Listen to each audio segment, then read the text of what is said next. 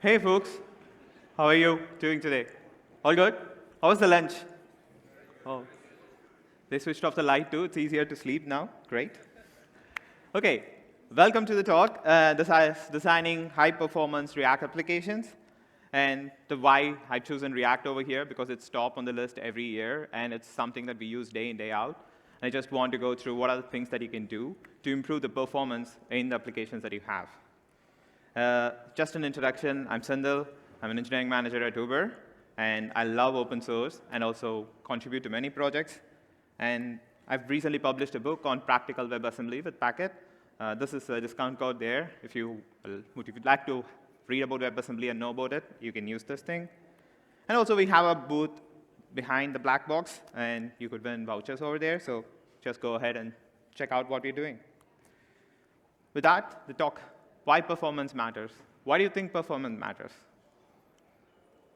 Any answers? Anyone?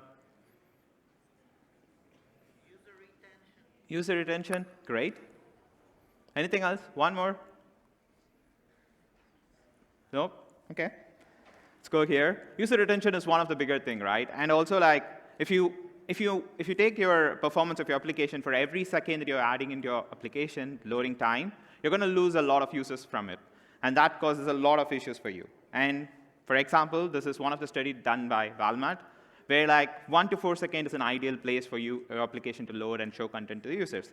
The moment it crosses that 4-second mark, look how drastically your application loses number of users who are going to use and who are going to use your product or buy anything from your website. And that's critical. So every 1 second improvement that you're going to add to your website is going to increase your conversion rate by 2%. That's not small. It's huge. For example, if you're doing 10 million run rate, it's going to add in 200K revenue more to you. And that's a huge thing that you're going to increase. And ideal load time for any website is 3 to 4 seconds. But average mobile site speed is around 15 seconds, and it's a long time. And we have to shave those little bytes of information that we are sending to the browsers and enable that we are having more consistent and a better performance. And that's the main reason why performance matters. And faster sites is providing happier users, which means higher conversion rate. And there are a lot of things that you can see on the web.dev. It's a great resource for learning about like what are the impact that a good performance can have in your application. Please do check that link and check like how different companies try to optimize performance and get more conversion rate for their users and things like that. And just before we jump into performance, it's very essential for us to understand the web vitals or the things with which we are going to measure the performance. And that's how I see it. So for example, if a user wants to load your index.html, they first get the home page, and it gives you home.html or index.html. And then what it does is like it has some JavaScript in it, and the browser is going to download the JavaScript. And this particular instance where you're getting the first byte, it's actually even before, like when you're getting your first byte of the HTML, that's what it's called as time to first byte. That's the first time when a user loads your resource, the very first byte that reaches from your server to the user. And that's the entry point for your application. And once you get your JavaScript, the application will get loaded, and your application, you'll have some visible content over there. And that's your first contentful paint. That's when your browser starts to do the paint of everything that you're going to have there. And then finally, the rendering of your application happens. And once your application rendering finished, that's what we call it as largest contentful paint, or LCP. And finally, that's once LCP is completed, then you will have this TTI, which is time to interactive or interactivity, where your application is usable for the users. And the biggest thing is like what is the time difference between the FCP and LCP is basically determines the performance of your application. So that's like, so from the beginning till the end, how much time it's your application taking, that's where the performance matters.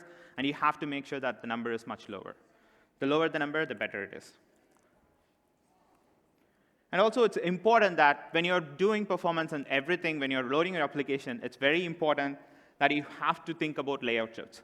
Layout shifts are very essential because your application might load, and it might change once the LCP is completed. Like, once entire application is loaded, your application might look differently in the browser. And when that happens, it will have a lot of problems. So layout shifts is also something that you have to take a look into it. So for faster, largest contentful paint, Sooner time to interactivity and lesser layout shifts is what you're going to target if you're going to build a high-performance application. So how are we going to do it? In this talk, what we're going to see is like the first thing, obvious things, the things that you possibly know, and the things that everybody should do. And then we'll go for the rendering part of it. Rendering is very essential, and rendering determines how things are shown to the users, and how we're going to show it, how you can give better performance look-alike if you want to give it. And then finally, some things that depends on the use case that you're working on, and that's what we're going to call it, and I'm going to call it as it depends. And finally, the common things, it's not only for the React application, but you can use it in anywhere, any location, so how you can do this. And the obvious thing, the first and foremost thing is bundling and splitting things together. And we have like awesome bundlers. Everybody uses them today, Webpack, Parcel, or anything else. The bundling and splitting forms the basis of everything that we're doing. So what does it mean? So you have this home, you have this main.js, the same thing that we've seen before, and your render application. The JavaScript that you're seeing here, it can contain the entire application, or it can contain just a part of the application. And you can determine that using the bundlers.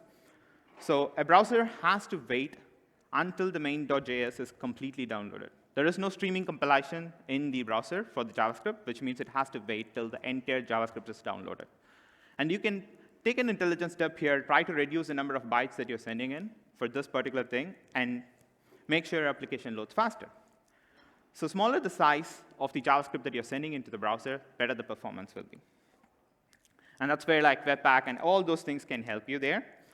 And you can also split it based on route-based or also on component-based splitting. And you can take this step based on the application that you have where you want to do the splitting.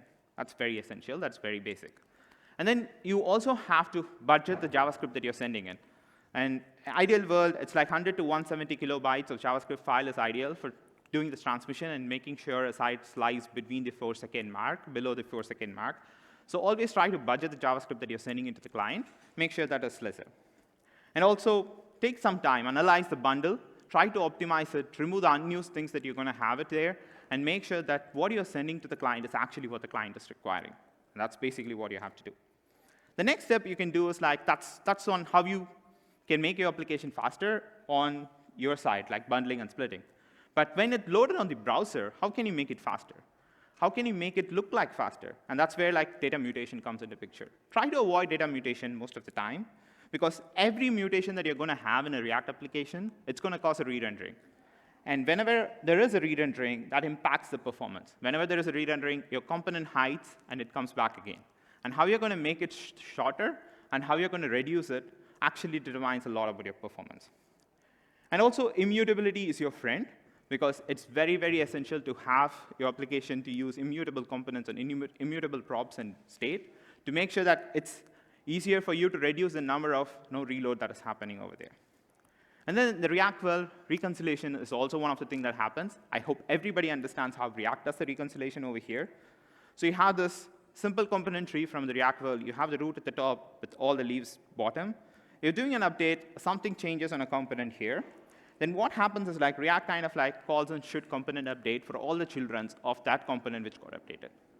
And the should component update says like, hey, OK, these are the fields that has been changed. These are the components that has been changed. You're going to change these things together.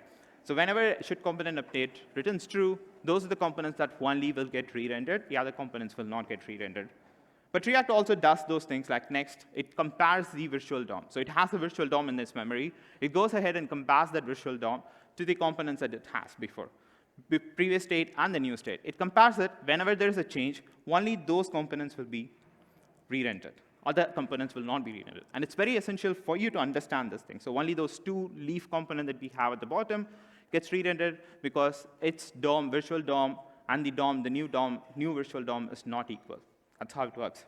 So think about this, an architected code or application such that the re-rendering affects lesser components in the tree. So whenever you design your React tree or React component tree, or React application based on the components that you're going to build, make sure that all the components does not affect pretty much on the other components and there are no side effects involved there. That's where pure components and things like that help you out. And finally, we can also utilize the fact of virtualization.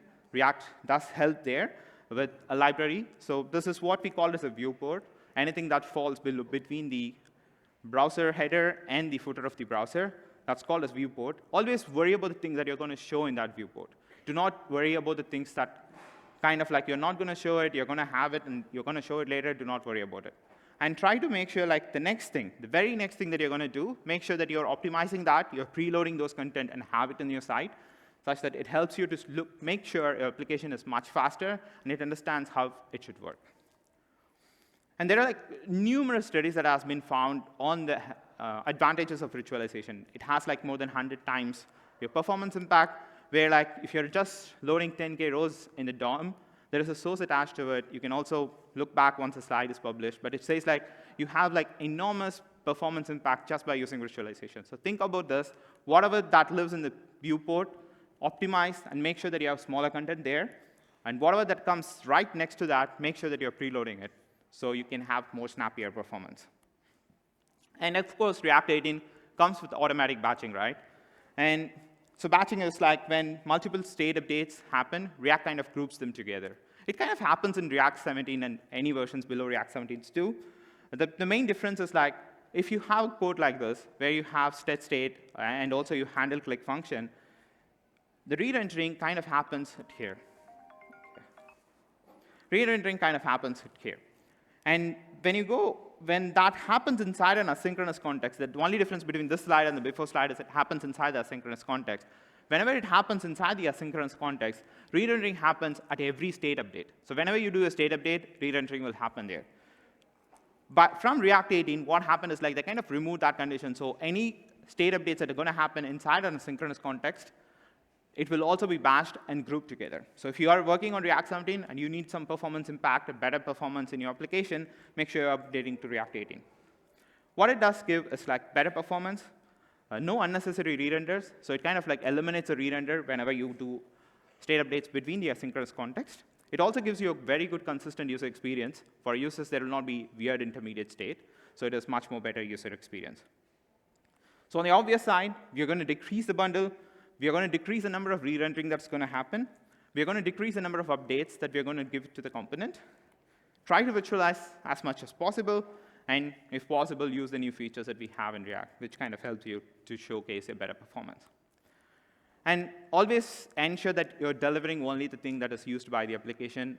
Try to make sure you optimize and remove all the unused resources completely. So the next part of it is rendering.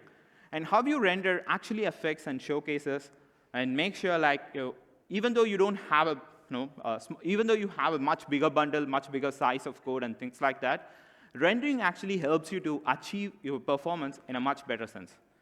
And there are like two types of rendering that we can talk about. One is client-side rendering, and it's nothing but a static rendering. So in this world, you have server where you have all your files, and then you have the browser, and you just render everything together there. So it just goes in over there. And it's very good for these kind of static components like header or the footer and the sidebar or anything that you have which is much more static, which you just load it once and then send it to your users. You can put a static rendering for them, and then they can just right away get it from there. What it helps you to achieve, it gives you faster first time to first byte. It gives you it's really good for static contents, and it's very good for that. But the performance actually depends on the client. If you're sending a lot of JavaScript, your network speed matters, and the browser in which the user is working on also matters to make sure your application is looking highly performant. And the time to interactivity is also high. If it's a low-end budget device, the time to interactivity will also increase.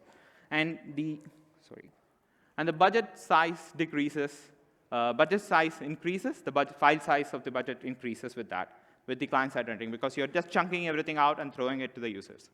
On the case of server-side rendering, where SSR generates just an HTML and from the React components in your server and then sends it to user. So in this case, you can actually rehide it. For example, if this is the end state that you're looking for your application, the very first thing SSR does is like it first loads the entire thing. It starts to load. Once it starts to load, it goes and tells your server, hey, get me those files. And then your server fetches the data that is required for your components to show, and then renders the HTML. Once it renders the HTML, it sends the HTML, rendered HTML, to the browser. And in the client, it receives the HTML and starts to load it. But at this point, you'll just have HTML.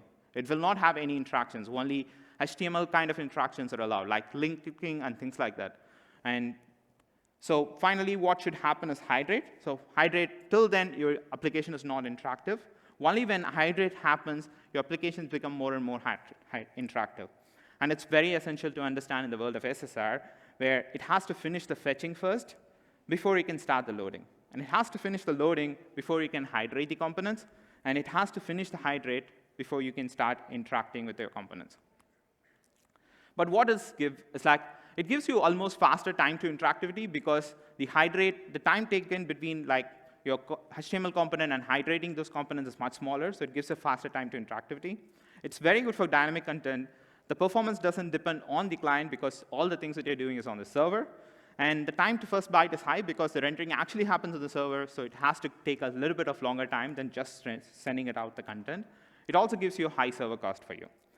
And you have to balance this thing. It's not SSR is always good or CSR is always good. You have to balance as you want.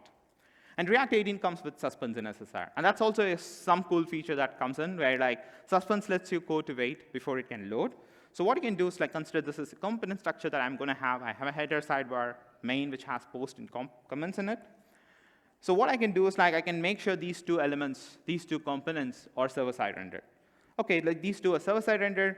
And then right now, if it has to work, in my server, I have to fetch the post. And then for every post, I have to fetch comments for that post. And that takes a longer time. But what I can do is like I can wrap comments inside the Suspense component. And then now I can fetch posts separately, send that data to the client. And then I can fetch comments for post. And then I could wait for this thing to load later and then build it, which basically eliminates the need of finishing fetching. I could just fetch whatever I have and throw it to the users. I can load the things that is available over there. I can hydrate the things even before complete loading is completed because Suspense lets you give a sample component. And finally, you can also have an interaction there. And rendering is very essential, and there is this new concept called Islands architecture. If you're really interested, just go ahead and learn about it. Islands architecture gives much better picture of how to generate your application better. And also, there is this cool talk by LYDIA. The source is also over there, and this is really awesome talk. If you want to deep dive into rendering, this has a lot of information over there.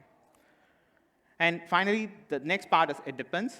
And again, like it depends. If you're in the world of like where you want to have higher performance, server components will also help you out. The server components or the components that will run on the server and fetches it. It's the next level of server-side rendering, I would say. It's not at production ready, so be aware of that. So you can define two kinds of component. One is server.js and a client.js. And then you can have the normal component JavaScript. So server.js runs only on the server. Client.js runs only on the client. And .js, you can put it anywhere. So here, the server.js, when it renders on the server, it goes and connects with all the essential stuff. And then it gets all the data that's required. Since it's closer, it's much faster. And then all the libraries that you're going to put in inside the server.js will not come to the client side. So for example, in this case, you have around like 1.2 MB of data. You need not wait for calling the database from the client. All those things will be happening on the server side itself, and you calculate them on the client itself. And then finally, these things are handled, and the SSR HTML is only that is sent to you back. So that is very easier for you to handle everything together. So here, you avoid the reason of having higher dependencies. Probs are allowed, and you can also import client.js when and where it's necessary. So it's really nice. And also use the technologies as you need it. That's the next one. Like, try to not overcomplicate certain things. Not trying to add like Redux or CSS and JS or GraphQL and things like that just because the fanciness of around it. Just think about it, whether you really need those, and then add those, which kind of drastically reduce the amount of JavaScript that you're going to use. And also limit your component size. For example, this is a tree that we have seen before. What if I couple everything that I have on the right side into a single component? Then whenever React updates certain things, it has to read under the entire component that you have over there. So try to optimize that and try to reduce the size of the component that you have. This is kind of an ideal structure where you can reduce most of the things. Finally, the common part. Cache is your friend, and you have to enormously use those cache if you're going for server-side rendering, or on the other hand, server components, cache might not be that much useful. But in the case of client-side rendering, most of the static components that you have, try to use more caching there. Caching really helps you to elevate the performance for your application. So as you all know, in the world of caching, you have something rendered on the HTML is there. So whenever you call it from your browser, the HTML will come to your edge where it will cache, and then it can put it over there. So the rendering speed and everything that you have, the performance also will be incrementally increased over there. And the next part is like, try to make sure, like, even if you're caching, go to the next stage and try to put your caches across the globe. If you have customers worldwide, try to put it across the globe so that the shorter timeline, you reduce the network latency that is there, and ensure that your applications have better performance and better things. And the next part is like, try to load your images lazily, because images are everywhere, and you're going to use it anytime, and make sure that you're using lazy loading on the images. So this is a normal image, that how you render an image in your HTML. You can go ahead and either load it automatic, or you can make it eager, which kind of forces the browser to wait for the image downloading too. Or you can also go for image lazy, which makes it much more simpler, and it loads images much smaller, much faster, because it can lazily load. And this is the Apple MacBook side. If anybody has seen this, they kind of load around 17.5 megabytes of images for that single page, just to show you MacBook-related information. And that's a huge amount of data that is getting transferred. But if you're just scrolling through it, you could see how optimally they are using preloads and lazy loads to make sure that images kind of like everything kind of works in a sync and in a tandem. And that's a proper way of looking at application where, like, what will a user do next, and how can you constrain that user to make sure that they're scrolling in one direction such that the images that you have are captured and downloaded even before the user goes to that picture. That's insane amount of insane amount of data that is getting downloaded, but on the other hand, the experience is much smoother. And try to think up in like image lazy loading and preloading kind of helps you over there. And it's also like the threshold is what you're going to have, and every time you're going to have image lazy loading there, it kind of goes ahead and saves much more data as well as much more better experience for your application.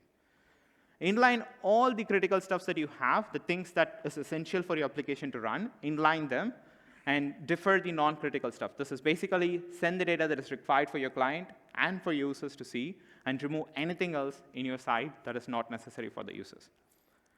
Remove unused resources is another way of saying it. And if you can see, like, even though if you take most of the applications right away and just go ahead and use this coverage tool inside your Chrome, you could see around like 1 megabyte to 3 megabytes of data that is not unused in top sites. And that is a huge number of data that is sent wasted. So you can also remove them out and try to ensure that you're not using them. So preload and lazy load will help you. And then finally, you have this Chrome VLAN, right? So where everything lives. And then you have the DNS where all your application traffic goes through, or the traffic. And the web, it's your web server. And then your application server. You have some folders or file systems where everything lives. And then you have the data where your database resides, right? So in this case, the first time when you load an HTML, it has to go to that long route. And it has to reach your folder. It has to get that index.html and comes back and shows it there. You can use cache here to make sure that you're optimizing the performance. Once the HTML is loaded, it will be parsed. It will be completely parsed. And then it looks like what are the files attached to it. And it takes those files. And this is what we call as critical resources, right? So these are the critical resources that is essential for your application to run. Now, browser has to wait to finish the entire download of all the critical resources that you had it over there. And once it fetches everything out, it goes and executes them. So you have to minimize the round trip that is going to happen. The critical resources that you're going to have, you're going to minimize the round trip. And finally, if you have some APIs, try to minimize the round trip that it goes and calls those API or endpoints that fetches data for you. So you have to minimize the API road trips. And in the world of SSR, try to make sure that you're optimizing how many times your component calls the data and then gets it over there. Try to optimize it so the round trips, try to minimize it always. And use React profilers because they are very essential and it comes out of the package. You can use them to determine how your application is performing and what are the bottlenecks that you have in your application. You can go ahead and optimize the performance today, and tomorrow it might have much lesser performance or something like that. So it's an ongoing process. You have to think carefully what you're trying to give it to users, and it's an ongoing process that you have to deliver. And always try to measure, optimize, find some problems, find some bottlenecks, again go ahead and correct those things, and again measure. So you have to measure, optimize, and measure things to make sure that your application is up to performance. Questions? I am not sure whether we can do it. We just have 10 seconds. But thanks for you.